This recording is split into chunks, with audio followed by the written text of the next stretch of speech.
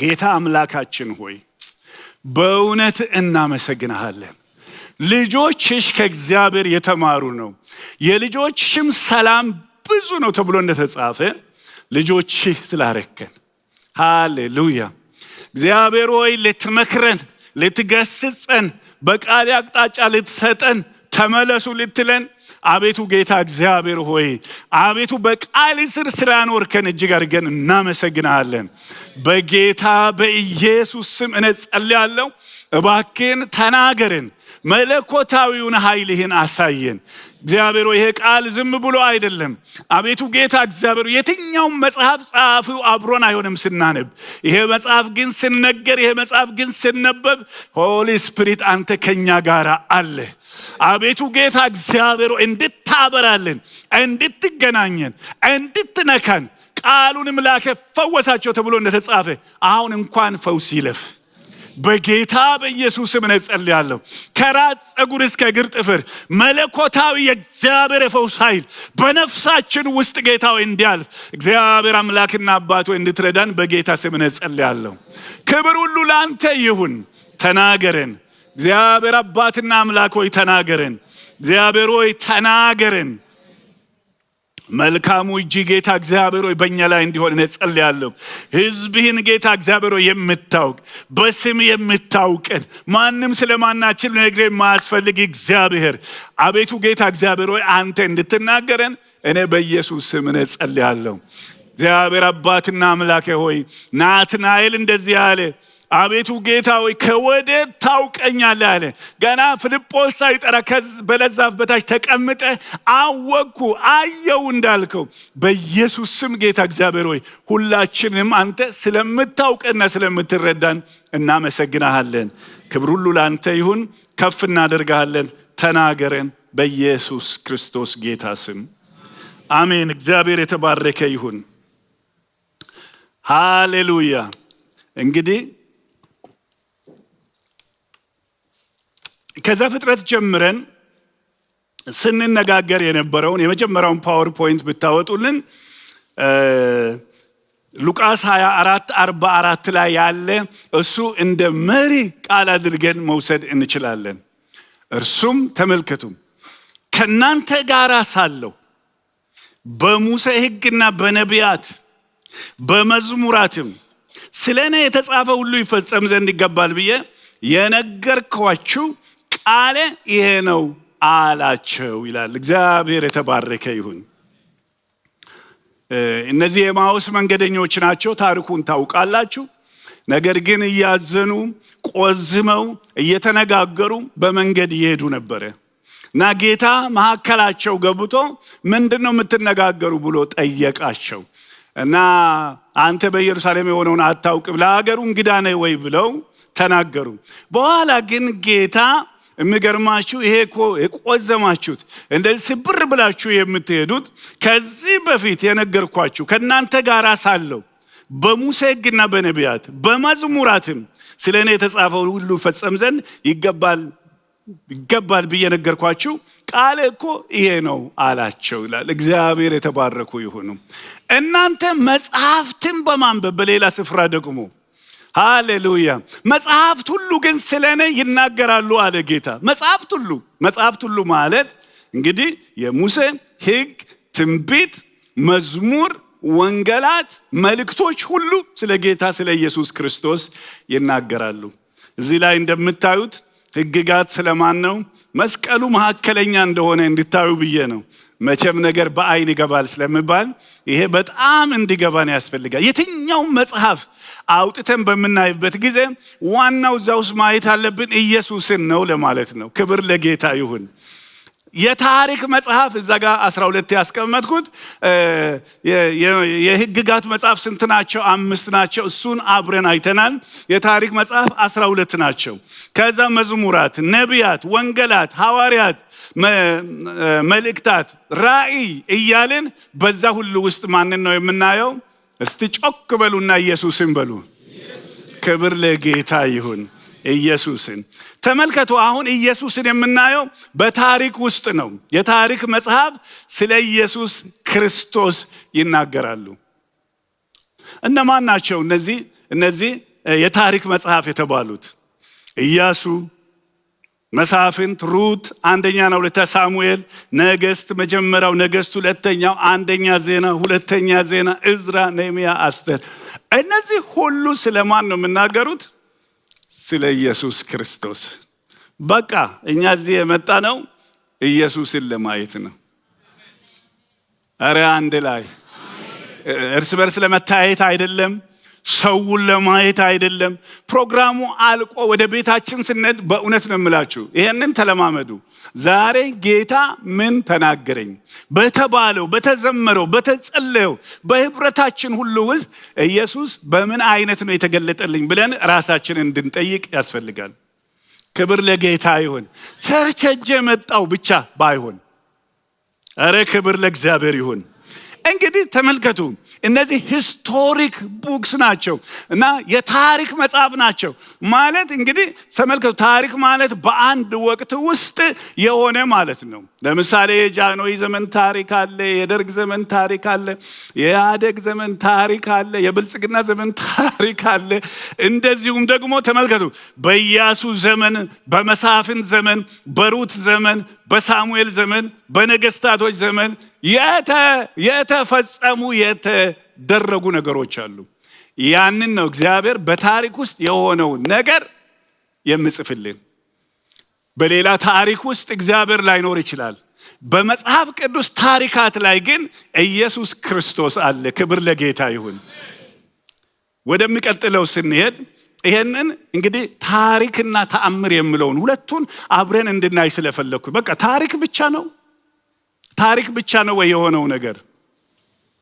ኢያሱ ህዝቡን ይዞ ወደ ከነዓን ምድር መጣ፣ ተዋግቶ ወረሰ የሚለው በቃ በዛን ጊዜ የሆነ ነገር ብቻ ነው ወይስ ከዛ የበለጠ ትምህርት አለው፣ እግዚአብሔር አለበት፣ ተአምር አለበት የሚለውን እንድናይ ይሄንን ነገር ይሄን ጥቅስ አብረን ብናይ ጥሩ ነው። ይሄ ጥቅስ ሐዋርያት ሥራ ምዕራፍ 3 ላይ ነው።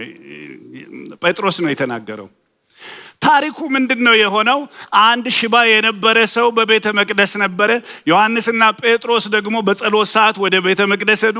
ሰውየው አንዳች ያገኝ መስሎ አያቸው።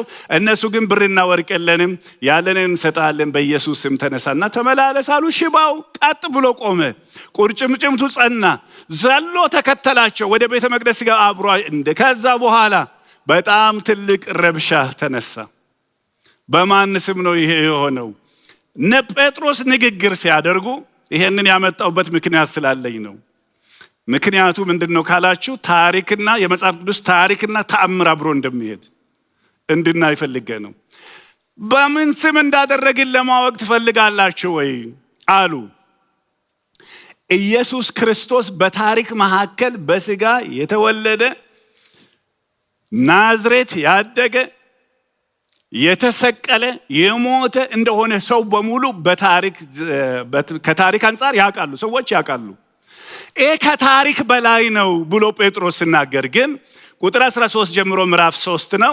እኔ አነበዋለሁ፣ ተከታተሉ። የአብርሃምና ይስሐቅ የያዕቆብ አምላክ የአባቶቻችን አምላክ እናንተ አሳልፋችሁ የሰጣችሁትና ጲላጦስ እንኳን ሊፈታው በፈለገ ጊዜ የካዳችሁት ብላቴናውን ኢየሱስን አከበረው ይላል። ኧረ ጌታ የተባረከ ይሁን። እንግዲህ ተመልከቱ፣ ሰው ነበረ እና ለወንጀል የቀረበ ባርባንን ታውቃላችሁ። ማን ቢፈታላችሁ ይሻላል በተባለ ጊዜ ባርባንን ፍታልን አሉ። ይህንን ኢየሱስ የምላድርግ ሲል ይሰቀላሉ። አያችሁ፣ እናንተ እንደ ማንኛውም ሰው እንደ ባርባን ደግሞም ኢየሱስንም አወዳድራችሁ የመረጣችሁትን መርጣችሁ ኢየሱስ እንዲሰቀል አሳልፋችሁ ሰጣችሁ። ይሄ እናንተ የካዳችሁት ግን እሱ የእግዚአብሔር ልጅ ነው። አያችሁ፣ ታሪኩ ምንድነው? ኢየሱስ ክርስቶስ በዛ ተወልዶ ያደገ የሚያውቁት ሰው ነው። ሚራክሉ ግን እሱ የእግዚአብሔር ልጅ ነው። ጌታ የተባረከ ይሁን። እናንተ ግን ቅዱሱን ጻድቁን ክዳችሁ ነፍሰ ገዳዩን ሰጣችሁ ዘንድ ለመናችሁ፣ እንዲሞት ተበየነበት። እሱ ግን የህይወት ራስ ነው። እናንተ እሱ ባርባንን መጣችሁ፣ የህይወት ራስ ገደላችሁ። እሱ ግን ተመልከቱ፣ ህይወት ያለው ብቻ ሳይሆን የህይወት ራስ ነው፣ የህይወት ምንጭ ነው፣ የህይወት መገኛ ነው። አረ ጌታ የተባረከ ይሁን። ሂስትሪ ብቻ ሳይሆን ሚራክል አለበት ማለት ነው። ስለዚህ መጽሐፈ ሩትን በመናነብበት ጊዜ ወገኖቼ ሆይ የተደረገ የተፈጸመ ታሪክ ነው የምናየው። ነገር ግን ደግሞ ሰማያዊ ንክኪ ያለው ተአምር በዛ ውስጥ እንዳለ እንድታዩ ያስፈልጋል። ቁጥር 18 የሕይወትን ራስ ገደላቸው፣ እርሱ ግን እግዚአብሔር ከሙታን አስነሳው። ለዚህ ነገር እኛ ምስክሮች ነን። በስሙም በማመን ይህንን የምታዩትና የምታውቁትን የእሱ ስም ነው ይህንን ያደረገው። በእርሱ በኩል የሆነው እምነት በሁላችንም ፊት ይህንን ሰው ጤና አደረገው። እረ ኢየሱስ ጌታ ነው። ዝም ብሎ እንደ አንድ ታሪከኛ ሰው የኖረ ሳይሆን የታመሙትን ይፈውስ ነበር፣ የደከሙትን ያበረታ ነበር፣ የታወሩትን አይን ያበራ ነበር፣ ዲዳ የነበሩት ሰው እንዲሰሙ ያደርግ ነበር። ሚራክለስ ጂሰስ ነው። ክብር ለሱ ይሁን። በዚህ ስለምጨርስ ካሁኑ ነው አልቆይም፣ ልንገራችሁ። ዛሬም ተአምራቱ ቀጥሏል። እንዲሁ በቃ ቸርች የለመድን ሰዎች ዛሬ እግዚአብሔር ይገናኘናል። ለምን መሰላችሁ? ሕያው ስለሆነ he's a living Jesus። በደማስቆ መንገድ ላይ ሐዋርያው ጳውሎስ ጌታ ተገናኘው። በጳውሎስ ማለት በሳኦል ልብ ውስጥ ኢየሱስ ክርስቶስ ተቀብሯል፣ የለም። ኢየሱስ ግን በደማስቆ መንገድ ተገናኘው። ሳኦል ስለምን ታሳድደኛለህ ሲለው አሳድጄ እንደሆነ አንተ ማን ነህ አለው። እኔ አንተ የምታሳድደኝ የናዝሬቱ ኢየሱስ። እኔ አንተን እኮ አይደለም ቤተ ክርስቲያንን ነው። እነሱን የነካ እኔን ነክቷል። ወገኖቼ ሆይ ሩቅ ቆሞ የሚያየን አምላክ አይደለም፣ ከህዝቡ ጋራ ነው። በህይወታችን በቤታችን ስራ ላይ አለ። እግዚአብሔር የተባረከ ይሁን። ከልቤ ነው የምነግራቸው። አንዳንድ በቃ እንደ ቀላል ታሪክ የምናያቸው የህይወታችን ጉዞ ውስጥ እግዚአብሔር አለበት። የጻድቅን መንገድ እግዚአብሔር ያቀናል። the step of a righteous man shall be ordered by God። ዝም ብለን የምንኖር ሳይሆን እግዚአብሔር እጃችንን የያዘ ጉባኤ ነን። ክብር ለጌታ ይሁን። ሃሌሉያ። አልጨረስንም። ይሄንን ላንብበው። ከዛስ ተመልከቱ ቁጥር 17 አሁንም ወንድሞች ሆይ እናንተ እንዳለቆቻችሁ ደግሞ ባለማወቅ እንዳደረጋችሁ አውቃለሁ። እግዚአብሔር ግን ክርስቶስ መከራ እንዲቀበል አስቀድሞ በነቢያት አፍ የተናገረው እንዲፈጸመው እንግዲህ ከጌታ ፊት የመጽናናት ዘመን እስኪመጣ የመጨረሻው መስመር ላይ ምን ይላል? ሰማይ ይቀበለው ዘንድ ይላል። ገና እሱ ይነጠቃል። ከዛ በኋላ ደግሞ ይመጣል። ዝም ብሎ ሰው አይደለም። ዝም ብሎ ሰው ብቻ አይደለም። እሱ አምላክ ነው። እግዚአብሔር የተባረከ ይሁን። ምዕራፍ 2 ቁጥር ሐዋርያት ሥራ 22 ላይ ጴጥሮስ ምን አለ? የእስራኤል ሰዎች ይህንን ቃል ስሙ።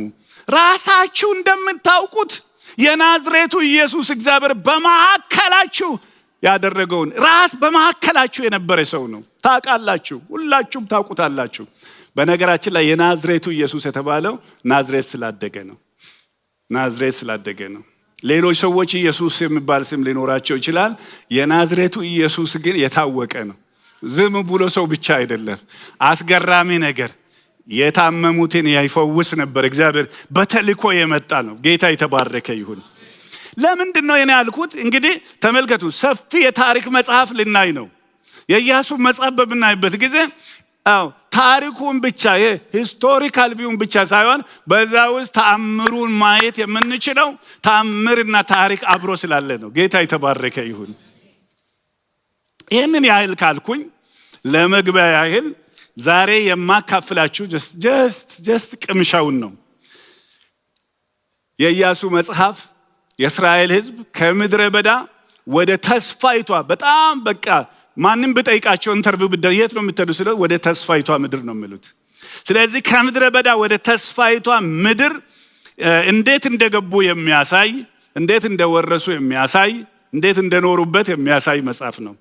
እግዚአብሔር የተናገረውን የሚያደርግ ታማኝ አምላክ ነው። ትላንትና ህዝቡን ከምድረ በዳ አውጥቶ ወደ ተስፋይቷ ምድር ያስገባ አምላክ ዛሬም በታማኝነት ደግሞአለው፣ ዛሬም በታማኝነት ህዝቡን ይመራል። እንደ እግዚአብሔር ህዝብ ይህንኑ ተረድተን እንድንታዘዘውና እንድናመልከው የዛሬው ቃል ይጋብዘናል። ክብር ለእግዚአብሔር ይሁን። በእኔ ህይወት ውስጥ እግዚአብሔር አለ ወገኖች። ለመንግስተ ሰማይ አምነነው የለ? ማንም ብጠይቀን እኮ ብትሞት ወይም ብትሞች የት ነው የምንሄደው? ሌላውን የምንጠይቀውን ጥያቄ ራሳችንን ስንጠይቅ መልሳችን ምንድነው? በቀጥታ ወደ እግዚአብሔር መንግስት እገባለሁ። ለምንድነው የሚያስገባ? በልጁ በኢየሱስ ክርስቶስ ስላመንኩ፣ ኃጢአቴ ስለተሰረየልኝ። ለሰማዩ ካመንነው ለምድሩ እንዴት እናምን? ይሄ እኮ ትንሽ ነው። አንተ አለህ እንድንለው እግዚአብሔር ይርዳን። ክብር ሁሉ ለጌታ ይሁን። እነዚህን 5 ነገሮች ለመግቢያ እንደ ምልከታ አብረን እናያለን ዛሬ በቀረው ሰዓታችን። አንደኛ የእግዚአብሔር ታማኝነት፣ ሁለተኛ ለኢያሱና ለእስራኤል ይሄ ጊዜ አዲስ የተለየ ዘመን መሆኑን፣ ሶስተኛ የተለየ ኃላፊነት እንደተሰጣቸው፣ አራተኛ እግዚአብሔር የመታዘዝ ኃላፊነትና፣ አምስተኛ የእግዚአብሔርን አብሮነት አብረን እንመለከታለን። እነዚህም በዝርዝር እንድበታለን ማለት ነው። የእግዚአብሔር ታማኝነት። እግዚአብሔር ታማኝ ነው። ሰው ሁሉ ባይታመን እግዚአብሔር እርሱ እግዚአብሔር የተባረከ ይሁን። ይሄ መጽሐፍ የሚያሳየን የእግዚአብሔርን ታማኝነት ነው። እግዚአብሔርም አለ ዘጸአት 3:78 ላይ። ይሄ እንግዲህ ከ40 ዓመት በፊት ሙሴ ብቻውን በሚዲያም ምድር በነበረበት ጊዜ እግዚአብሔር በፕሮግራም ለሙሴ ተገለጠለት እና በሲና ተራራ ላይ ተገለጠለትና ሙሴ እስቲ ይሄንን የማየውን ትንግርት የሆነ ነገር ቀረብ ብዬልህ አለ። እግዚአብሔር አለው ሙሴ ሆይ እኔ አለ የሕዝቤን መከራ ጩኸት ሰምቻለሁ አለ። አስገባሪዎቻቸው የሚያደርጉባቸውን ጭቆና በሙሉ ተመልክቻለሁ። ስለዚህ ላድናቸው መጥቻለሁ። አንተን ምክንያት አደርግሃለሁ፣ ወደ ግብፅ እልካሃለሁ አለ። እዚህ ጋር ነው የተጀመረው። ከዛ ወደ አየሁላቸው ምድር፣ ወደ ተስፋይቷ ምድር፣ ወደ ከነዓን አስገባቸዋለሁ አለ። እንግዲህ እግዚአብሔር እዚህ ጋር ተስፋ ሰጠ። ከዛ በኋላ ግን ቀላል አልነበረም ጉዞው። እንደምታውቁት እግዚአብሔር ምን አለው?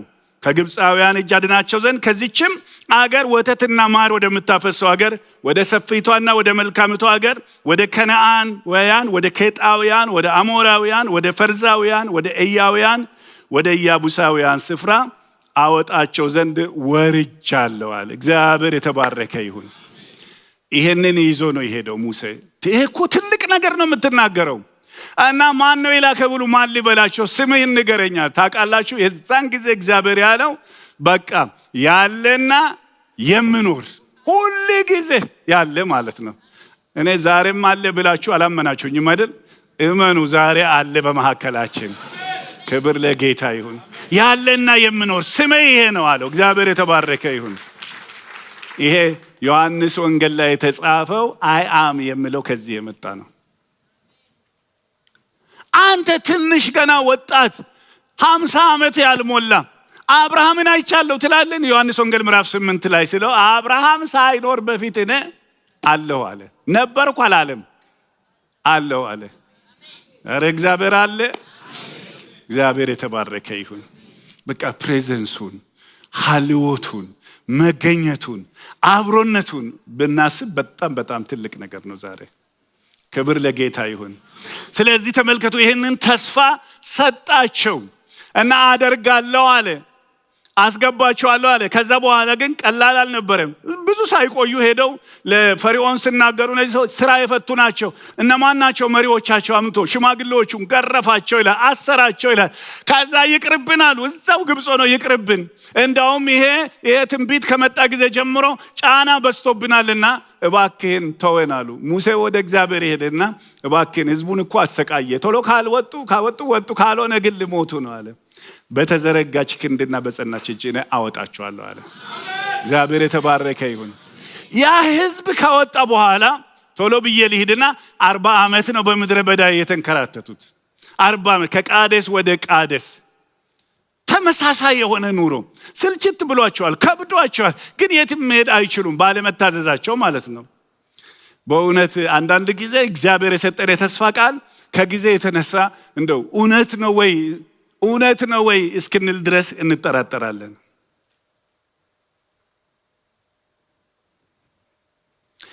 ኢያሱ ምዕራፍ 23 የሁለተኛውን ጥቅስ ይውልኝ። ሁሉ ካለቀ በኋላ እነሆ ዛሬ አለ ኢያሱ በሽምግልናው ህዝቡ ከነዓን ምድር ገብቷል። ህዝቡ ሰፍሯል። እግዚአብሔር ያለውን ነገር ሁሉ አይተዋል። እግዚአብሔር ይውላችሁ ያደረገውን ኢያሱ ሲናገር እነሆ ዛሬ የምድርን ሁሉ መንገድ ይሄዳለሁ እናንተም እግዚአብሔር ስለናንተ ከተናገረው ከመልካም ነገር አንድ ነገር እንዳልቀረ በልባችሁ በነፍሳችሁ ሁሉ ወቁ ሁሉ ደርሶላችኋል አለ። እግዚአብሔር አለ ማለት አደረገ ማለት ነው። እና ደግሞ ምን ይላል? ከእርሱም አንድም ነገር አላስቀርም ይላል። ክብር ለጌታ ይሁን። በቃ አወርሳቸዋለሁ እኔ እግዚአብሔር አወረሳቸው አደርጋለሁ እግዚአብሔር። በመካከል ግን የነበረው ነገር ቀላል አልነበረም። እግዚአብሔር ግን በታማኝነት እንዳወረሳችሁ ታላችሁ። ማርቆስ 8:15-18 ላይ አንድ ታሪክ ልንገራችሁ። ጌታ ኢየሱስ ከደቀ መዛሙርቶቹ ጋር እየሄደ አንድ ነገር አላቸው። ከፈሪሳውያን እርሾ ተጠበቁ አላቸው። በኋላ እንግዲህ እንጀራ ባንይዝ ነው እንዲህ ባሽሙር ተናገረዋል። እንጀራ ባንይዝ ነው አሉ። እንጀራ ባንይዝ ነው ከእርሾ ተጠበቁ ስላቸው ማለት ነው። ከዛ ጌታ ኢየሱስ ክርስቶስ እንዲያ ትዝ አይላችሁም ወይ? በሁለት ዓሣ በ5 እንጀራ 5,000 ሰው ተመግቦ 12 መሶብ እንደተረፈ እኔ እንጀራ ቢያስፈልግ በአሽሙር እናገራለሁ። ገባችሁ አይደል? ትዝ አይላችሁም ወይ? እስቲ ጮክ በሉና ትዝ ይለኛል በሉ። ካላላችሁ አላላችሁም። እኔ ግን ትዝ ይለኛል እግዚአብሔር ለኔ ያደረገው ነገር። ክብር ለጌታ ይሁን። ትዝ ይለኛል። እሱ ከኛ ጋር ባይሆን ኖሮ እስራኤላውያን እንደዚህ ይበሉ አሉ። እግዚአብሔር ከኛ ጋር ባይሆን ኖሮ ጠላቶቻችን በእኛ ላይ በተነሱ ጊዜ በእኔና በሞት መካከል አንድ እርምጃ ቀረን ባልን ጊዜ እግዚአብሔር ጣልቃ ገብቶልናል። እንግዲህ ያንን ያደረገ አምላክ ይሄንንም ያደርጋል። ትላንት ተሸከመን አምላክ አሁንም ደግሞ ይመራናል። እሱ ታማኝ አምላክ ነው። ክብር ለጌታ ይሁን። ይኸውላችሁ እግዚአብሔር ያደረገው ነገር አንዱ ምንድነው ካላችሁ ታማኝ አምላክ ህዝቡን አስገባች። ማስወጣት ብቻ አይደለም፣ ሜዳ ላይ አልተዋቸውም፣ አምጥቶ አስገባቸው። እግዚአብሔር የተባረከ ይሁን። ከኢያሱ መጽሐፍ የምንማረው እንደ መግቢያ አንዱ እግዚአብሔር ታማኝ አምላክ ነው። ክብር ለጌታ ይሁን። የአንድ ክርስቲያን ትልቁ ብርታት ማለት ስፒሪቹዋል ማቹሪቲ ማለት ነው። አንድ ሰው በህይወቱ በጣም የበረታች ናት። የበረታ ነው የሚባለው ምን ሲሆን ነው ካልኳችሁ ዛሬ ልንገራችሁ። በአምላኩ የምታመን ሰው። ፓስተር ደሞዝ ቅድም አነበብክ አይደል? በእግዚአብሔር የታመነ ሰው፣ እምነቱ በአምላኩ የሆነ ሰው በውሃ ዳር የተባረከ ነውና በውሃ ዳር እንደተተከለ ዛፍ ነው። ቅጠሉ አይደርቅም። በጋ ሲመጣ አይፈራም። ሁሉ ጊዜ ያፈራል። እግዚአብሔር የተባረከ ይሁን። ሃሌሉያ! እግዚአብሔር ይመስገን። ማቹር ክርስቲያን በቃ የገለ በስሎ የገለ እንትን የሚባለው አይምሰላችሁ። በዝማሬ አይደለም፣ በስብከት አይደለም፣ በምን አይደለም። በቃ እግዚአብሔርን ያውቃል። ያመንኩትን አውቃለሁ። አዎ የሰጠሁትን አደራ እስከ ፍጻሜ እንድጠብቀው ተረድቻለሁ። ታስሬ ቢሆን ተቸግሬ ቢሆን በሆነ መከራ ውስጥ አልፌ ቢሆን። ስለዚህ ከኢያሱ መጽሐፍ ዝም ብለን አይደለም፣ በቃ አደርጋለሁ ያለውን የሚያደርግ አምላክ አለን። ክብር ሁሉ ለጌታ ይሁን። ሁለተኛ ለኢያሱና ለእስራኤል ይሄ አዲስና የተለየ ዘመን ነው። አዲስና የተለየ ቀላል ቤት መቀየርም እንኳን ቀላል አይደለም። ሌላ ተውና ግን በጣም አስቸጋሪ ጊዜ ነው ለኢያሱ። ቃዴስ በርኔ 40 ዓመት ሲዞሩ በቃ የተለመደ ነው። ምንም አዲስ ነገር የለም። ባይመችም እንኳን የለመዱት ነገር ነው። የሚሄዱበት የመጨረሻ መዳረሻቸው ባይሆንም የለመዱት ነገር ነው። በዚህ ተራራ የዞራችሁት ይበቃችኋል። አሁን በቃ ታይም ሽፍት አድርጓል። ተነሱ፣ ወደ ተስፋይቷ ምድር ሂዱ እና ያስደነግጣል። ቀላል ጊዜ አይደለም። ይሄ ብቻ አይደለም። ኢያሱ 1:1-2 ላይ ምን ይላል? እንዲህም ሆነ የእግዚአብሔር ባሪያ ሙሴ ከሞተ በኋላ እግዚአብሔር የሙሴን አገልጋይ የነዌን ልጅ ኢያሱን እንዲህ ብሎ ተናገረው። ባሪያዬ ሙሴ ሞቷል። አሁን አንተና የሕዝብ ሁሉ ተነስታችሁ ለእስራኤል ልጆች ወደምሰጣችሁ ምድር ይህንን ዮርዳኖስን ተሻገሩ አላቸው። እና አዲስ ቦታ መሄዳቸው ብቻ ሳይሆን የሚያውቁት አክሰንቱን የሚያውቁት ሲቆጣ የሚያውቁት ደስ ሲለው የሚያውቁት 40 ዓመት በሙሉ አብሯቸው የነበረ ሙሴ ምን ሆኗል? አሁን ሞቷል። ሁሉ ነገር ለእስራኤል ሕዝብ በሙሴ ነው የሚለካው። እንኳን ሌላው ሰው ኢየሱስ ራሱ በሙሴ ነው የሚለካው። ለኢየሱስ ምን እንዳሉ ታውቃላችሁ? አባታችን ሙሴ እኮ በምድረ በዳ መናን ሰጥቶናል፣ አንተ ቆይ ምን ልታደርግ ትችላለህ አለ። ሙሴ የሰጠውን የበሉ ሁሉ ሞቱ እኮ፣ እኔ የምሰጠውን የሚበሉ ግን ለዘላለም ይኖራሉ አለ። አረ እግዚአብሔር የተባረከ ይሁን። ቢሆንም ግን ቀላል አይደለም። አሁን ሙሴ ሞቷል። አሁን ኢያሱ ነው መራው። ኢያሱ ወየው ጠፋው ያለ አይመስላችሁም? ሰው ሁሉ እኮ ሙሴን ነው የሚያውቀው። ማን ነው እኔም ለቁም ነገር የሚቆጥረኝ? እሱ እኮ በምድረ በዳ መና ሰጥቷቸዋል፣ ከአለት ውሃ ሰጥቷቸዋል፣ በተቸገሩ ጊዜ አድርጓል፣ በተአምራት ነው የመራው። እኔ ምንም የእኔ ስራ ሙሴን ማገልገል ነበረ። አሁን ደግሞ እንዴት ይህንን ህዝብ እመራለሁ? ለኢያሱ ከባድ ነው። ግን በቃ አዲስ ነገር ሲመጣ ይኸውላችሁ አዲስ ቴንሽን አብሮ ነው የሚመጣው። ለህዝቡስ ህዝቡን ደግሞ ተመልከቱ። የሚቀጥለው በእናንተና በታቦቱ መካከል ወደዚህ ወደ ዮርዳኖስ ስትሄዱ ርቀቱ በስፍር 2000 ክንድ ያህል ይሁን፣ በዚህ መንገድ በፊት አልሄዳችሁምና። አሁን ኒው ሙቭመንት ነው። በቃ አዲስ ጉዞ ነው። በቃ የሆነ ነገር ሊለወጥ ነው። እኔ ምን አውቃለሁ? ዛሬ የሆነ ነገር በእኛ መካከል የሚለውጠው ነገር ሊኖር ይችላል። ቱ ቢ ኦነስት ይሄ መጽሐፍ በዚህ ጊዜ እንግዲህ በመካከል ብዙ አቋርጠናል። ምናልባት እግዚአብሔር እቺም ቤተክርስቲያን ወደ ተለየ መንገድ ሊወስዳት ቢፈልግስ? ዝም ብዬ ትንቢት ሳይሆን በመሪዎችም እየተነጋገርን ነው። አደራረጋችን፣ አሰራራችን እንደዚህ ቢሆንስ ብለን ጥሪ የሚደርሷችሁ ሰዎች አሉ፣ የሚደወልላችሁ አሉ። በቃ ሰልፋችንን እናስተካክል። ትላንትና በለመድነው አሁን መቀጠል አንችልም። አሁን ያለው ጊዜ የሚጠይቀን ነገር ሌላ ነው እየተባባልን እየተነጋገርን ነው። ለእኛም ትምህርት ነው ማለት ነው። ለእኛም ትምህርት ነው። ከዚህ በፊት በዚህ መንገድ አልሄዳችሁም። አንድ አዋጅና ደስ የሚል ነገር እነግራችኋለሁ። ብዙ ነገር ሊለወጥ ይችላል፣ እግዚአብሔር አይለወጥም። ሰው ሊለወጥ ይችላል፣ እግዚአብሔር አይለወጥም። ሃሌሉያ። ሙሴ ሊለወጥ ይችላል፣ እግዚአብሔር አይለወጥም። ኢያሱ መጣ፣ ሙሴ መጣ። ወገኖቼ ሆይ እግዚአብሔር ሁሉ ጊዜ እግዚአብሔር ነው።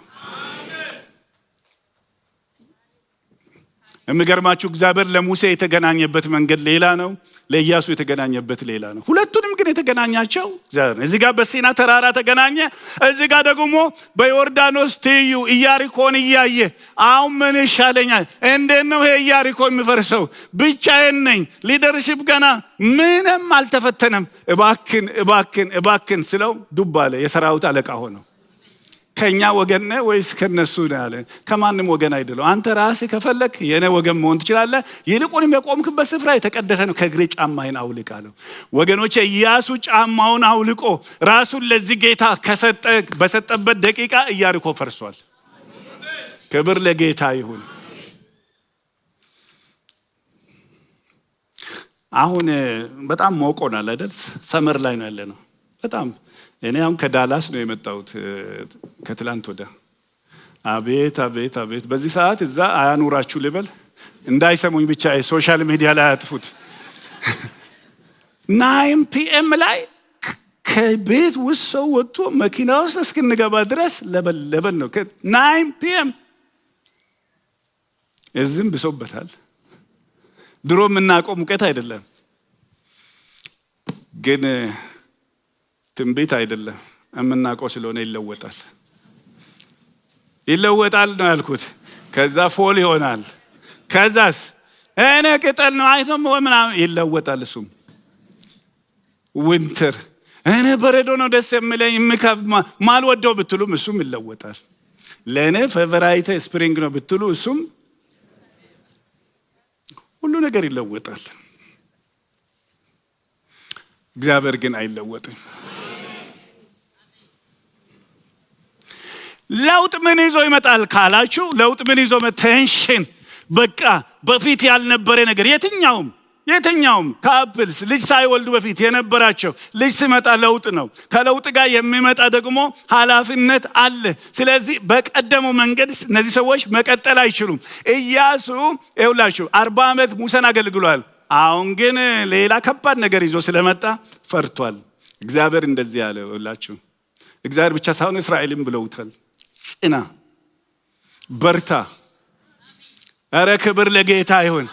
ቴንሽን የለም አላለውም፣ ችግር የለም አላለውም፣ ተግዳሮት የለም አላለውም። ከለውጡ ጋር የሚመጣ ብዙ ነገር አለ። አንተ ግን ጽና፣ በርታ።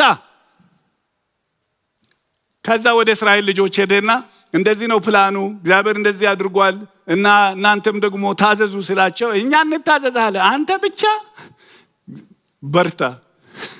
እግዚአብሔር ያለ ኮንፈርሜሽን ነው፣ ኮንፈርሜሽን ነው። እግዚአብሔርም ተናግሮኝ ነበር፣ አሁን ደግሞ በእናንተ ተናገረኝ አለ። ክብር ለጌታ ይሁን። ስለዚህ ዘመን ይለወጣል። ከለውጥ ጋር የሚመጣ ችግር አለ።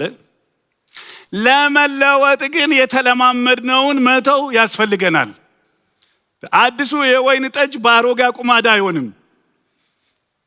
እነዚህ ሰዎች ይኸውላችሁ ከተለወጠባቸው ነገር አንዱ ለምሳሌ በፊት መና ይበሉ ነበር። በየቀኑ መና ይመጣላቸው ነበር። ለቀኑ የሚበቃ ይበቃላቸው። ሰንበት ቢኖር የሁለት ቀን ይመጣላቸው ነበር። ሰርቶ አያውቁ፣ ፈጭቶ አያውቁ፣ የሆነ ነገር አያውቁ። አሁን ግን ለውጥ ሊመጣ ነው።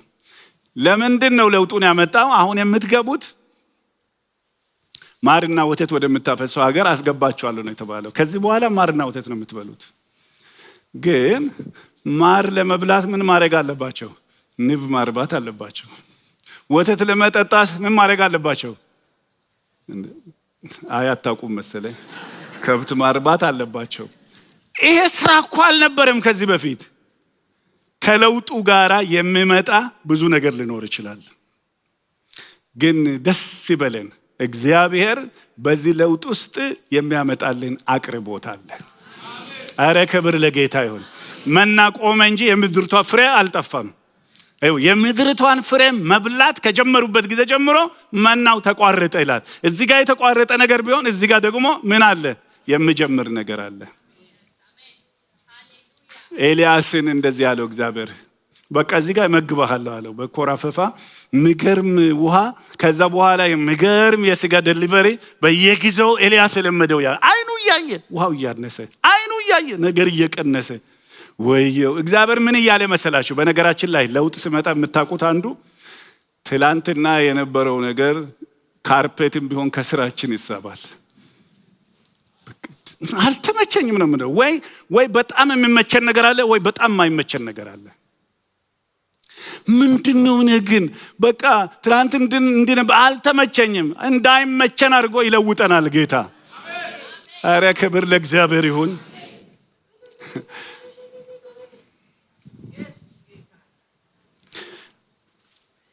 አንዷ ኢግልስ የምትታወቅበት አንዷ ለጫጩቶቿ ቤት ስትሰራ ከታች በጣም እሾክ ታደርጋለች። ቀጥላ ደግሞ ትንሽ ጭራሮ ነገር ታደርግ። ከዛ በኋላ ደግሞ ደረቅ ሳርታ፣ ከዛ የራሷን ላባ ታደርጋለች። መጀመሪያ እነዚያ ጫጩቶች በጣም በሚመች ፍራሽ ላይ ነው የሚተኙት። ከተወሰነ በኋላ ግን በረራ ማስተማር ስትፈልግ፣ ራሳችሁን ቻሉ ማለት ስትፈልግ የራሷን ላባ ስታነሳ አይመቻቸውም ይላሉ። ከዛ ትቆይና ደግሞ ሳሩንም ታነሳለች። ወደ ደረቅ ነገር ይገባሉ። ከዛ እሾኩ ላይ ሲደርሱ ተነስተው አይና አልወደድኩም ብሎ መብረር ይጀምራል። ይዛ ጫጩቶቿን ትበርና ባይገርማችሁ መጀመሪያ በረራ አያውቁም። የመጀመሪያ በረራቸው ሰማይ ላይ ታወጣቸውና ትለቃቸዋለህ።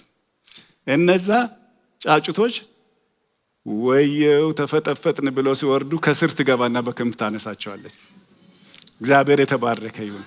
እግዚአብሔር እንደዚህ ይላል ዘዳግም ምዕራፍ 32 ላይ ነስር ጫጩቶቿን እንደምትበርር እንደምትሸከም እንዲሁ ተሸከምኳችሁ ይላል። እግዚአብሔር የተባረከ ይሁን።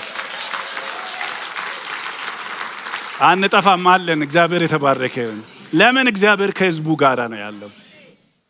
እና አንዳንድ ጊዜ ለውጥ በማይመች መንገድ፣ አንዳንድ ለውጦች ደግሞ በጥሩ መንገድ ዛሬ በጣም ኢንተረስት የሚሰጠን ነገር ከውስጣችን ሙልጭ ብሎ ሲጠፋ ውስጣችን እግዚአብሔር ብቻ ሲል፣ ጸሎት ብቻ ሲል፣ ቃል ብቻ ሲል፣ ይሄ ደግሞ በጣም ጥሩ ለውጥ ነው ወገኖች። እግዚአብሔር የሆነ ቦታ ሳበን ካንተ በኋላ እንሮጣለን ይላል። እግዚአብሔር የሚስበን ጊዜ አለ፣ ካለንበት የሚያወጣን ጊዜ አለ።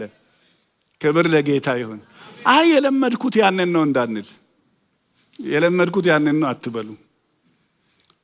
ይሳበን። አሜን። እግዚአብሔር የተባረከ ይሁን። ስለዚህ የመጀመሪያው የእግዚአብሔር ታማኝነት ነው። ሁለተኛው ደግሞ አዲስ ዘመን ነው። በቃ ወዳለመዱት ቴሪቶሪ ነው የሚያስገባ። ቸርቻችንን እንደዛ እየወሰደ ነው እያልኳችሁ ነው ያለሁት። እና ድሮ እንዲህ ነበረ እንዳንል እስራኤላውያን ትዝ ይላችኋል። ወደ ከነዓን ምድር እየሄዱ የግብፅ ሽንኩርት ነበር የሚመኙት። በቃ ስጠፋ እዛ እኮ እያለን እንዲህ እንበላ ነበር አሉ። እግዚአብሔር ግን ለውጧል። ያንን ዘመኑ ተለውጧል። ጊዜው ተቀይሯል። እኛ የድሮ ሰዎች አይደለንም። አሁን እግዚአብሔር ወደ ሌላ ነገር እየወሰደን ነው። ክብር ለእግዚአብሔር ይሁን። ሶስተኛ ቅድም ትንሽ ተናግሬያለሁ። የተለየ ዘመን ደግሞ የተለየ ኃላፊነት ይጠይቃል። ኒው ሲዝን ኒው ሪስፖንሲቢሊቲ፣ አዲስ ኃላፊነት ብያችኋለሁ። ልጅ ሳይኖር የሆነ ኑሮ አለ። ልጅ ከመጣ በኋላ ኃላፊነቱ የድሮ ሊሆን አይችልም። የተለየ ነገር ውስጥ ያስገባናል። በአገልግሎታችን፣ በህይወታችን፣ በኑሯችን እግዚአብሔር ከአንድ ቦታ ሲያንቀሳቅሰን ወገኖቼ ሆይ እግዚአብሔር ሌላ ኃላፊነት ሊሰጠን ይፈልጋል። እግዚአብሔር የሰጣቸው ይሄ ምድር ምን ይጠይቃል መሰላችሁ? ውጊያ ይጠይቃል። ላንብበው። ለሙሴ እንደነገርኩት ይላል የእግራችሁ ጫማ የሚረግጠው ቦታ ሁሉ ለእናንተ ሰጥቻችኋለሁ። እንግዲህ ላስ ብላችሁ ሰጥቶኛል በሉ፣ ወይም ሰጥቶናል እንበል አንድ ላይ። በቃ ይሄ ያዝግበናስ ተሰጥቷችኋል። እኔ በጣም እገረማለሁ። ይሄ እኮ የተሰጠው ለአብርሃም ነው። ኦሪት ዘፍጥረት ምዕራፍ 12 ቁጥር 1 እስከ 3 ላይ አለ። ከዛ በኋላ ኦሪት ዘፍጥረት ምዕራፍ 15 ላይ በትልቁ አለ። ከአብርሃም ጋር ቃል ኪዳን ለማድረግ ቀጠሮ ነበረው እግዚአብሔር። አብርሃም ደግሞ መሰዊያ ሰርቶ ይጠብቀው ነበር። ወፎች መጡ፣ ሲያባራቸው ውሎ ደከመው፣ ተኛ። እሱ በተኛበት እግዚአብሔር መጣ። አይኖ አንተ ይህንን ቃል ኪዳን መጠበቅ ስለማትችል አንተ በተኛበት ልምጣ፣ እኔ እግዚአብሔር ስለሆንኩ ብቻዬን ቃል እገባለሁ አደርገዋለሁ አለ። ይሄ ቃል ኪዳን ለአብርሃም የተነገረው ይኸውላችሁ ለይስሐቅ ተደገመ፣ ለያዕቆብ ተደገመ፣ ለዮሴፍ ቀጠለ እግዚአብሔር። እነዚህ ሰዎች ይኸውላችሁ እግዚአብሔር ይሄንን ነገር ሲናገራቸው በቦታውም አልነበሩም።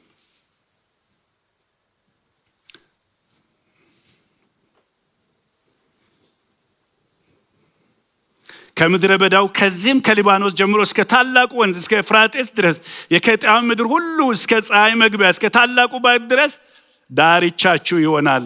አሁን ግን ሄዳችሁ ምን አድርጉ? ተዋጉና ውረሱ። አዲስ ዘመን፣ አዲስ ኃላፊነት የገባቸው ሰዎች ይዋጋሉ።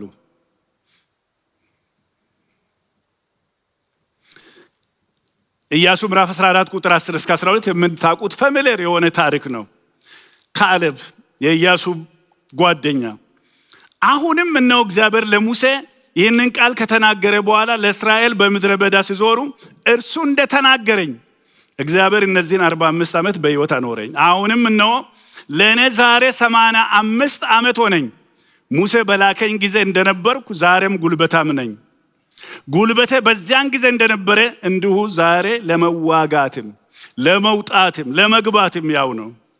አሁንም እንግዲህ በዚህ ቀን እግዚአብሔር የተናገረው እኔን ተራራማ ሀገር እኔ ተዋግቼ ወርሳለሁ ስጠኛል። እግዚአብሔር ሰጥቶናል። እግዚአብሔር የሰጠንን ግን ተዋግተን ነው የምንወርሰው። እግዚአብሔር ሰጥቻችኋለሁ ተኙ አላለንም። አቤት መንፈሳዊ በረከቶች እግዚአብሔር በክርስቶስ ኢየሱስ የሰጠን። አረ ክብር ለጌታ ይሁን። ኤፌሶንን ስንማር ይሄንን አስታውሳለሁ። በጣም ጌታም ኢንስፓየር አድርጎኝ ይሄን እንደተናገርኩኝ ኤፌሶን ምዕራፍ 1 ቁጥር 3 ላይ በክርስቶስ ኢየሱስ በሰማያዊ ስፍራ በመንፈሳዊ በረከት አይልም፣ በመንፈሳዊ በረከት ሁሉ የባረከን የጌታችን የኢየሱስ ክርስቶስ አምላክና አባት በሁሉ ባርኮናል። ያልተባረክንበት የለም። ታዲያ የት አለ ካልን ይኸውላችሁ ተዋግተን መውረስ አለብን። እግዚአብሔር የሰጠንን ተስፋ ለማመን መዋጋት አለብን። ተስፋ ከእግዚአብሔር ያላችሁ ሰዎች ተዋግተን መውረስ አለብን። ርስት ተሰጥቶን ቢሆን ለመውረስ መዋጋት አለብን። ቃል ከተሰጠን ለመታዘዝ መዋጋት አለብን። አንድነት ከተሰጠን ለመጠበቅ መዋጋት አለብን። እስቲ በክርስቶስ ኢየሱስ አንድ ነን የምትሉ አብያተ ክርስቲያናት ሁሉ አንድ ነን። ይሄንን አንድነት ተስት የሚያደርጉ ግን በጣም ኃይለኛ መናፍስቶች አሉ። እግዚአብሔር የሰጠንን ግን አንድነት ለመጠበቅ መዋጋት አለ። ራእይ እግዚአብሔር ከሰጠን ለማሳካት ደግሞ ምን ማድረግ አለብን? መስራት አለብን። መዋጋት ያስፈልገናል። ወገኖቼ እነዚህ ሰዎች በምድረ በዳ ይሄን ኃላፊነት የላቸውም። እግዚአብሔር ዘመን ከለወጠ በኋላ ግን ኃላፊነት ሰጥቷቸዋል። አሁን የእኛም ቤተ ክርስቲያን ላይ ትኩረት ባደርግ በጣም እግዚአብሔር ረድቶናል። ሩቅ ያሉት በጣም ይቀናሉ። መልካም ቅናት ማለት ነው። አይውሽ ልጆቼ እዚህ ቢያመልኩ እኔም እንደዚህ ቢሆን፣ መልካም ቅናት ማለት ነው። ግን ዝም ብሎ አልመጣም፣ ከኃላፊነት ጋር ነው የመጣው። የዛሬ 2 ዓመት እዚህ ጋር ያለው የስፓኒሽ ቤተክርስቲያን አሁን ሲሸጥ የመጀመሪያ ሰዎች ያየነው እኛ ነን። ያው ጎረቤትም ስለሆነ ሄደን ጠየቅናቸው። ከዛ በኋላ ነገሩን፣ ዋጋውን አየን። እኛ ግን ውስጣችን የነበረው ቪዥን የእንግሊዝኛ ቤተክርስቲያን የመጀመር ነው። አሁን ያንን ገንዘብ ወስደን እዛ ጋር ቤት ዲፖዚት ብናደርግ ቤቱ የኛ ሊሆን ይችላል፣ ትውልዱ ግን ይጠፋል። ስለዚህ ምርጫ ማድረግ አለብን። እግዚአብሔር ሆይ ያንን እናርግ ወይስ እናርግ? መሪዎች ተሰብስበን ጸለይ ነው። እግዚአብሔር ከፈለገ ሌላ ነገር ሊሰጠን ይችላል። አሁን ትኩረታችን የትውልድ መሆን አለበት። ማንም ሌላ ሰው መጥቶ ይግዛ፣ የኛ ቢሆን ጥሩ ነው፣ አብረን እናመልካለን።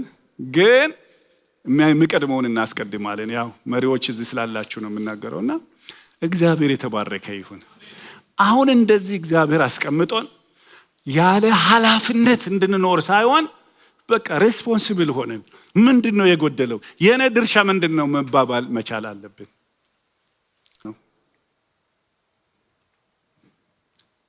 ክብር ለጌታ ይሁን። ልቀጥል፣ ወደ 4ኛው ልሂድ። እግዚአብሔርን በጉዞ ላይ መታዘዝ። እግዚአብሔር ለኢያሱ የእግዚአብሔር ቃል የመታዘዝ አስፈላጊነት ነው የምናየው። ባሪያዬ ሙሴ ለኢያሱ አለው ዶንት ወሪ ስለሌላው ነገር፣ ግን የሰጠህን ትእዛዝ ሁሉ በጥንቃቄ ጠብቅ። በምትሄድበት ሁሉ እንዲሳካልህ ከፈለክ ወደ ቀኝም ወደ ግራም አትበል። ይህ የሕግ መጽሐፍ ካፌ አይለይ፣ በውስጡ የተጻፈውን ሁሉ በጥንቃቄ እንድትፈጽመው ቀንም ሆነ ሌት ከሐሳቤ አትለየው።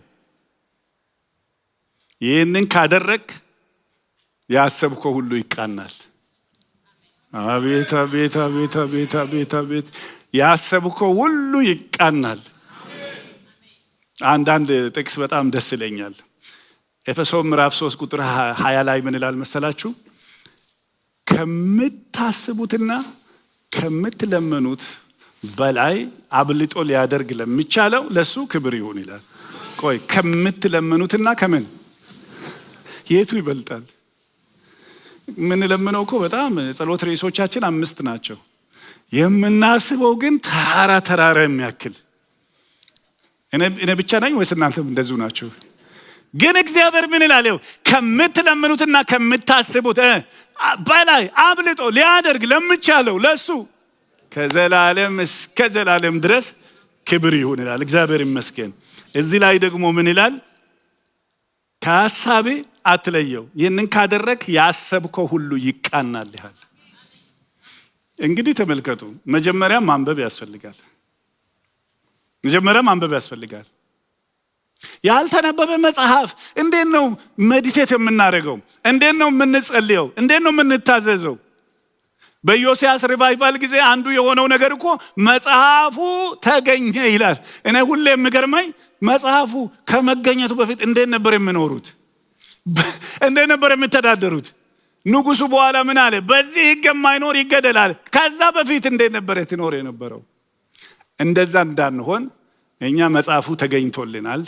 መጽሐፉ በእጃችን ላይ አለ። በዚህ መጽሐፍ እንድንኖር እግዚአብሔር ይርዳን። ታውቃላችሁ፣ ሰው ሲወድቅ የወደቀው ይሄንን ስላልታዘዘ ነው። ሰው ሲነሳ የተነሳው በዚህ መጽሐፍ ሕግ ስለተገዛ ነው። ይህንን በጣም በቀላሉ ለማየት ዮርዳኖስንና የጋይን ሽንፈት፣ የዮርዳኖስን ክብር፣ የጋይን የዚህን ድል፣ የዚህን ውድቀት ማየት ትችላላችሁ። ዮርዳኖስ በጣም እንደ ወትሮ ሞልቶ ነበር። እንዴት ነው የምናልፈው አሉ። እግዚአብሔር መመሪያ ሰጠ። በዚህ መንገድ ከሄዳችሁ ታደርጋላችሁ፣ ታቦቱን ተሸከሙ፣ ይሄን ያህል ዲስታንስ ይኑር፣ ካህናቶች ይሸከሙ፣ እግራቸውን ያስገቡ፣ እኔ ከእናንተ ጋር ነኝ፣ አንተም ኢያሱ አትፍራ፣ ዛሬ በዚህ ህዝብ ሁሉ ፊት አንተን ከፍ ከፍ ማድረግ ጀምራለሁ አለ። ልክ ታዘው ሲሄዱ ይገርማቸዋል። እግራቸው ወንዙ ውስጥ ሲገባ ውሃው ምን ሆነ ይላል? ተነስቶ ቆመ ይላል። እንዴት አትበሉኝ፣ እግዚአብሔር ባህርን ይከፍላል፣ ዮርዳኖስን ያቆማል። ባህሩ ላይ በሌሊት ይሰራል፣ ዮርዳኖስ ላይ በማለዳ ይሰራል። ሌሊት ሰው ሳያየው ነው እንዳይባል ዮርዳኖስ ላይ በቀል አድርገዋል እግዚአብሔር። ክብር ለጌታ ይሁን። ጋይ ላይ ሲደርሱ ግን ሌላ ትንሽ ከተማ ስለሆነ አካን ገብቶ ይውላችሁ በኩራት ናት ከነዓንና ኢያሪኮ በኩር ምድር ናትና አንድ ነገር እንዳትነኩ፣ እዛ ውስጥ ያለ ሁሉ የኔ ነው አለ እግዚአብሔር። ግን አንድ ሰው አካን በጣም ጎመጀና ብርና ካባ ወስዶ ደበቀ ይላል። ትንሽ ነገር ነው አይደል? ግን አለመታዘዝ የሚያመጣ ሽንፈት። ኢያሱ ያንን በቃ ብዙ ሰው ማስፈልግ ሄዳችሁ እንደዚህ አድርጉ አለ። የሚገርማችሁ ነገር ተመቱ። ይህን ቃል ስንታዘዝ እንበረታለን። ይህን ቃል ሳንታዘዝ ትልቅ ሽንፈት አለ። እግዚአብሔር ሁላችንም ይርዳን። እግዚአብሔርን የመታዘዝ የኢያሱ መጽሐፍ ለራሱ የተሰጠው ለህዝቡ የተሰጠው ለኛ ተጽፎ የቀረው በዚህ እንድንኖር ነው። እግዚአብሔር የተባረከ ይሁን። እንግዲህ ይሄ መጽሐፍ ስለማን ነው የምናገረው? ስለ ኢየሱስ ክርስቶስ። የመጨረሻ በመጽሐፉ ውስጥ የምናየው እግዚአብሔርን ነው። መጽሐፉ የኢያሱ ታሪክ አይደለም። መጽሐፉ የእግዚአብሔር ታሪክ ነው። ኢያሱን እግዚአብሔር እንዲህ አለው፣ በህይወት ዕድሜ ሁሉ ማንም አይቋቋምህም። ከሙሴ ጋር እንደሆንኩኝ ከአንተ ጋር ሆናለሁ፣ አልጥልህም፣ አልተውህም አለው። እግዚአብሔር የተባረከ ይሁን። አብሬ ሆናለሁ። ሙሴ ሲጠራ የሆነውን ነገር ታውቃላችሁ አይደል? እኔ ኮልታፋ ነኝ፣ እኔ አልችልም ያለ ሰው ነው። እግዚአብሔር ያንን ሰው ተጠቅሞ ነው 2 ሚሊዮን በባርነት በግብፅ ይኖሩ የነበሩ ሰዎች ነፃ ያወጣው። በሙሴ እጅ ነው ተአምር የሆነው። እግዚአብሔር የተባረከ ይሁን። ዘጸአት ምዕራፍ 4 ላይ የሙሴ በትር የነበረው የእግዚአብሔር በትር ሆነ። እግዚአብሔር ይመስገን። ያን በትር ይዞ ህዝቡን መራ እና ሙሴ ያየው እግዚአብሔርን ነው። የሚገርማችሁ ነገር የእስራኤል ሰዎች ኢያሱ ሲያዛቸው እንደዚህ አሉ፣ ያዘዝከንን ነገር ሁሉ እናደርጋለን፣ ወደምትልከንም ስፍራ እንሄዳለን፣ በሁሉም ለሙሴ እንደታዘዝን እንዲሁ ለአንተ ደግሞ እንታዘዛለን። ብቻ አምላክ እግዚአብሔር ከሙሴ ጋር እንደነበረ ካንተ ጋር ይሁናሉ። እዚህ ጋር በጣም እኔ የተባረኩበትን ነገር ልንገራችሁ። ብቻ በሙሴ እጅ የሆኑት ድንቅና ተአምራት በአንተ እጅ ይሁኑ አላሉም። ሙሴ አስገራሚ ነገር አላረገም? 10 ድንቅና ተአምራት በግብፅ ሀገር አልሆነም? ሲወጡ ኤርትራ ባህር አልተከፈለም? በምድረ በዳ ሙሴ ከሰማይ መና ወርዶ አላበላቸውም? እነዛ ተአምራቶች በሙሉ ምክንያታቸው ምን እንደሆነ የእስራኤል ሕዝብ ገብቷቸዋል። እግዚአብሔር ካለ ተአምራቱ አለ። ክብር ለጌታ ይሁን። ስለ ተአምራቶቹ አይደለም ለኢያሱ የተናገሩት፣ ስለ አብሮነቱ ግን ተናገሩ። ብቻ አምላክ እግዚአብሔር ከሙሴ ጋር እንደነበረ ካንተ ጋር ይሁን። ክብር ለጌታ ይሁን። ይሄ ታሪክ የማን ታሪክ ነው ካላችሁ የእግዚአብሔር ታሪክ ነው። ክብር ሁሉ ለእግዚአብሔር ለአምላካችን ይሁን። ፓስተር ዛሬ ከዚህ ምን እንወስዳለን ካላችሁ ይሄንን ክፍል ላሳያችሁ። ምንድነው ለድልና ለአሸናፊነት ህይወት? በነገራችን ላይ የኢያሱ መጽሐፍ አንድ ርዕስ ብቻ ቢኖረው የአሸናፊው ክርስቲያን ህይወት ነው። የአሸናፊው ክርስቲያን ህይወት። በእግዚአብሔር አመራር እንተማመን። አሜን። እግዚአብሔር ህዝቡን ይመራል። ኢሳይያስ 58:11 ላይ ምና እግዚአብሔርም ሁሉ ጊዜ ይመራሃል። ስንት ጊዜ? እስቲ አንድ ላይ እስቲ ስንት ጊዜ? በልጅነት የመራ በጉልምስና የመራ ሃሌሉያ ከትዳር በፊት የመራ በትዳር ውስጥ የመራ ልጆች ሳይመጡ የመራ ከልጆች ጋር የሚመራ በሸመገል ጊዜ የሚመራ እግዚአብሔር ሁሉ ጊዜ መሪ ነው። ጌታ የተባረከ ይሁን። እግዚአብሔር ሁሉ ጊዜ ይመራሃል። ነፍስህንም በመልካም ነገር ያጠግበዋል። አንተም እንደምጠጣ ገነት እንደማያቋርጥ ምንጭ ትሆናለህ።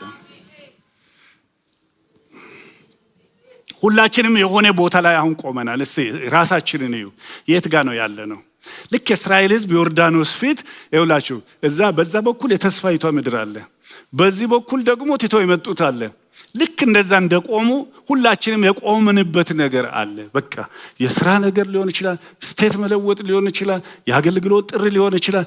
የሆነ ቦታ ላይ ቆመናል እና ከዛ በኋላ የሚያስፈራን አንኖወንስ ማይታዩ ነገሮች እንዲህ ቢሆንስ ዮርዳኖስ ቢያሰምጠንስ የምንላቸው ነገሮች አሉ።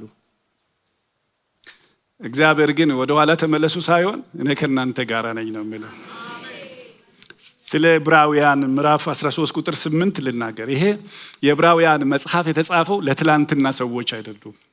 እውነቱን ለመናገር በቃ ኮንቴክስቱን አውዱን ካያችሁ ለነገም አይደለም የተጻፈው፣ ለአሁኑ ለዛሬ ነው የተጻፈው መጽሐፉ። ምዕራፍ 1 ራሱ ሲጀምር ምን ይላል? ከጥንት ጀምሮ እግዚአብሔር ለአባቶቻችን በተለያየ መንገድ ተናግሮ ነበረ በፊት ተናግሯል። አሁን ግን ዛሬ ይላቸዋል እዛ ለነበሩት ለኦዲየንሱ። አሁን ግን ዛሬ በልጁ በኩል ተናገረን ይላል። ለዛሬ ሰዎች ነው፣ ለፈሩት፣ ለደነገጡት፣ ወደኋላ መመለስ ላሰቡት ኦዲየንስ ነው የምናገረው። ምዕራፍ 13 ቁጥር 8 ላይ ይመጣና ምን ይላቸዋል መሰላችሁ?